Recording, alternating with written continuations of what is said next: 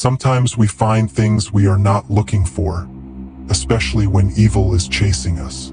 In Latin America and Europe, there is something more than silence and tranquility. Stories tell that the devil does not only hide in the supernatural, but dwells among people, camouflaging himself in their routines, temptations, and tragedies. This figure is not always a being with horns and a tail.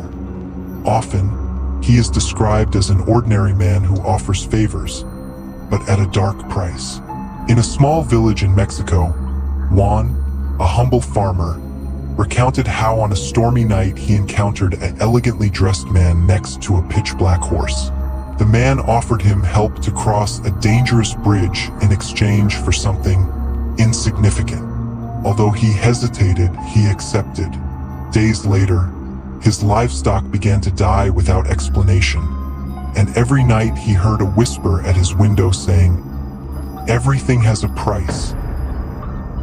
It is said that Juan had made a pact with the rural devil, an entity that preys on those who desperately need something they cannot attain. In the nearby towns, they claim that this visitor always appears when someone is on the brink of losing everything. In Argentina, near a desolate road, lies the so-called Devil's Chapel. Built by a European landowner in the early 20th century, the chapel holds a dark legend. The man had lost his daughter in a tragic accident and, desperate to get her back, invoked the devil. He promised him that she would return to his side. But as a specter, the locals claim that, as one approaches the chapel, children's laughter mixed with cries can be heard, and that, on certain nights, a male figure can be seen praying in front of the altar. Is the landowner fulfilling his part of the pact? No one knows, but those who have tried to desecrate the place have suffered fatal accidents or disappeared without a trace. In the rural areas of Chile, Mandinga is a name that instills terror.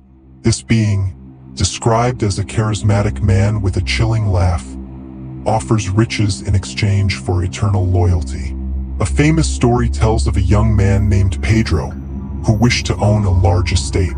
One night, Mandinga appeared in his dreams and told him how to obtain it. Pedro followed the instructions to the letter and soon saw his fortune grow. However, the animals on the estate began to die mysteriously, and the workers claimed to see a dark figure in the barn.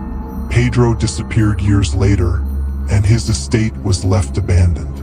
Today, the locals claim that his cries for help can be heard, but no one dares to approach.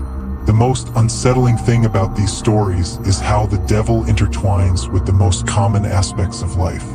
Instead of grand supernatural appearances, his presence is felt in desperate pacts, hasty decisions, and human tragedies.